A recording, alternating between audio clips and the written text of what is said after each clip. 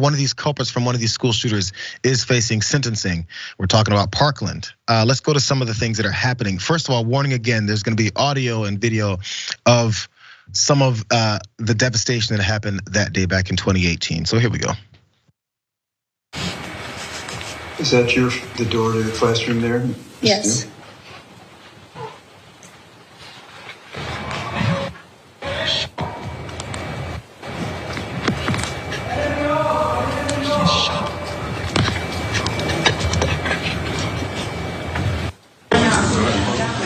Hey, look straight, look straight. Look straight, look straight. I'm not trying to secure it. Right behind this classroom. Come on, guys, you guys are okay.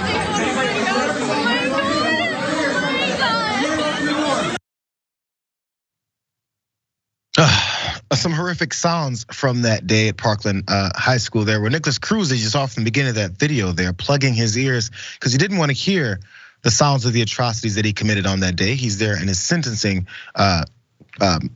trial or hearing currently as they talk about all this. So they're going through some of the things that happened. More details. As the sentencing trial for Parkland school gunman Nicholas Cruz continues as they go on throughout this week. Cruz, who pleaded guilty to 17 counts of murder and 17 counts of attempted murder last October, is facing life in prison without parole or the death penalty. That's what they're trying to determine now. Now, last week, the jury heard from a number of witnesses, including students and teachers who were in the 1200 building of Marjory Stoneman Douglas High School on the day of the attack, and survivors who were also injured.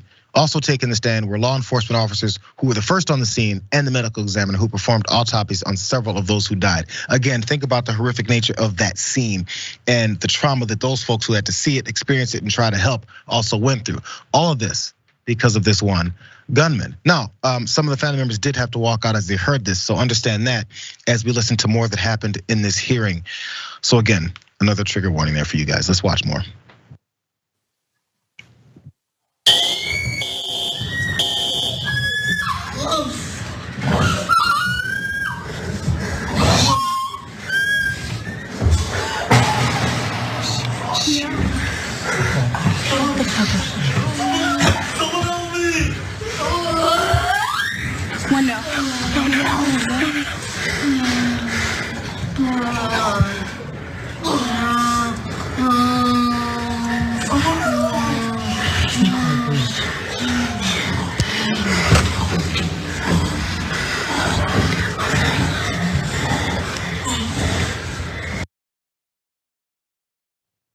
It's hard to hear, it's hard to experience, it's also hard to watch victims and families of these victims have to sit and relive what maybe they didn't hear before.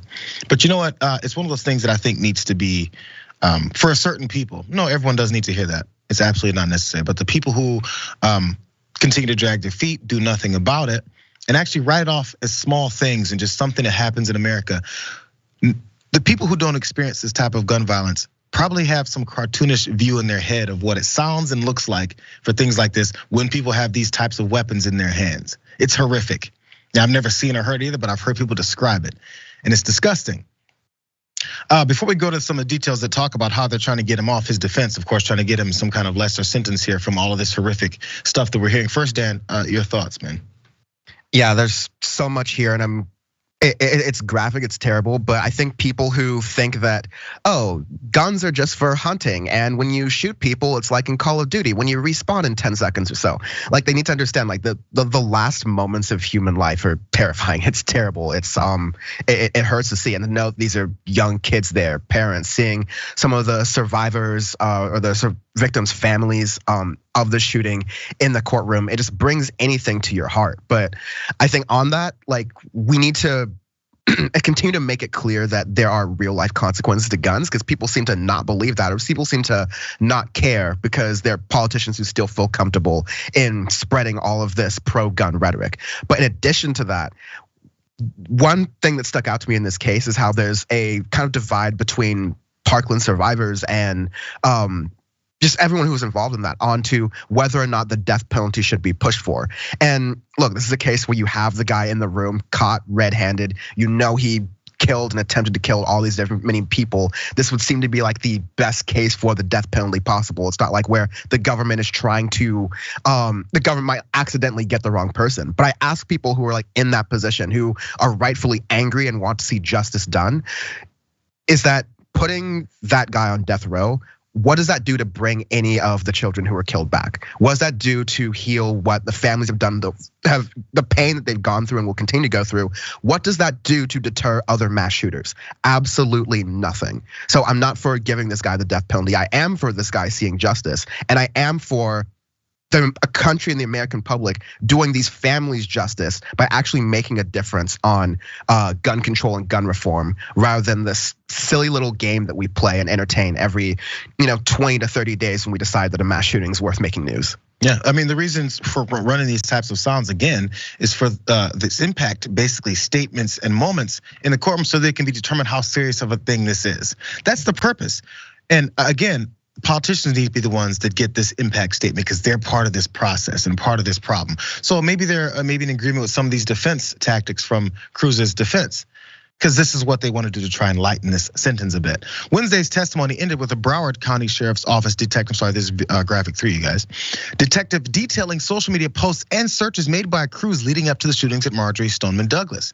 A day before the shootings, Cruz searched online for how long does it take a cop to show up to a school shooting. The postings began on August 30th of 17 with Cruz writing, "I plan on shooting them soon. Year 2020, date of massacre unknown, location unknown, somewhere in Florida. I'm gonna be a professional school shooter," he also posted on September 24th of 2017. 4 days later, he wrote, "My life sucks. I failed high school. I'm going on a killing rampage." Every single post and search covering 20 pages was read aloud to the jury by BSO detective Nicholas Masters, who uncovered this evidence. He also praised the Columbine high school shooters as well, because again, these guys become heroes for other folks who want to carry out those things as well. And so on the back end of it, we ignore that and allow the continuous sale and accessibility for these types of guns and say law-abiding gun owners actually do things the right way. All of these shooters, damn near all of them, were law-abiding gun owners right before they started murdering people. Then they became criminal gun owners, but at that point, all those people being murdered are already dead. And then we move on to the next, and into the next, and into the next. I'm sure any of these politicians that aren't gonna do anything about it or think that this, we're talking about law-abiding gun ownership. These same politicians are probably going, this is a horrific trial. I can't believe that they would go this way. Look at this horrific person. You're encouraging more of it. From the gun manufacturers to the politicians, you're encouraging this type of behavior, and you act like you're not a part of the process. Society has to start holding them to account, or we just don't care that our kids keep getting killed.